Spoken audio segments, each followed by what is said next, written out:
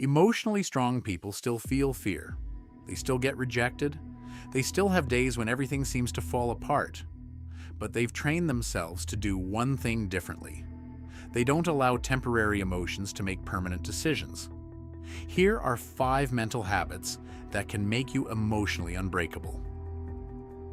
Habit number 1.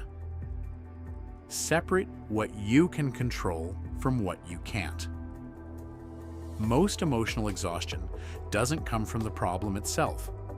It comes from trying to control other people's opinions, reactions, and decisions.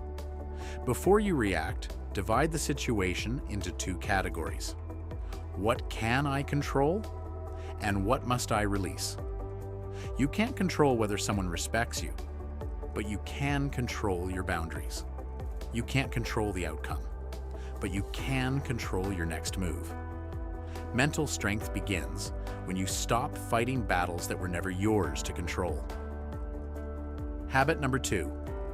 Name the emotion before obeying it. When anger, fear, or anxiety arrives, your first impulse can feel like an instruction. But a feeling is information, not a command.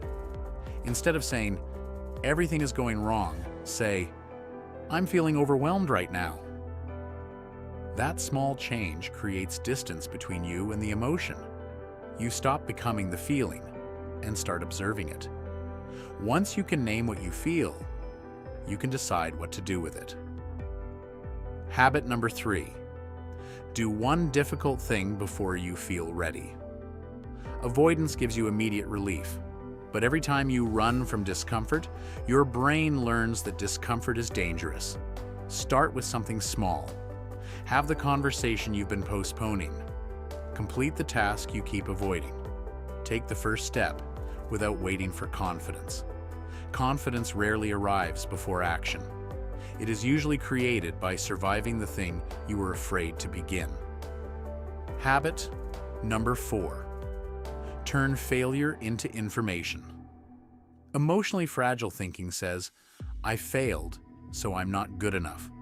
Emotionally strong thinking asks, "What is this trying to teach me?" Failure is painful when you make it part of your identity, but it becomes useful when you treat it as feedback. Ask 3 questions. What went wrong? What was within my control? What will I change next time? The goal isn't to enjoy failure, it's to stop allowing failure to define you. Habit number 5. Keep small promises to yourself.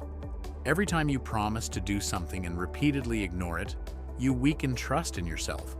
But every small promise you keep becomes evidence that you can depend on yourself.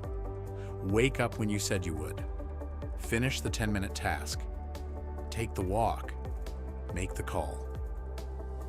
Mental toughness isn't built through one dramatic moment. It's built through quiet moments when nobody is watching, and you still do what you said you would do. The conclusion is, emotional strength doesn't mean becoming cold. It means feeling deeply without losing control of your direction. Focus on what you can control. Name your emotions. Face small discomforts. Learn from failure.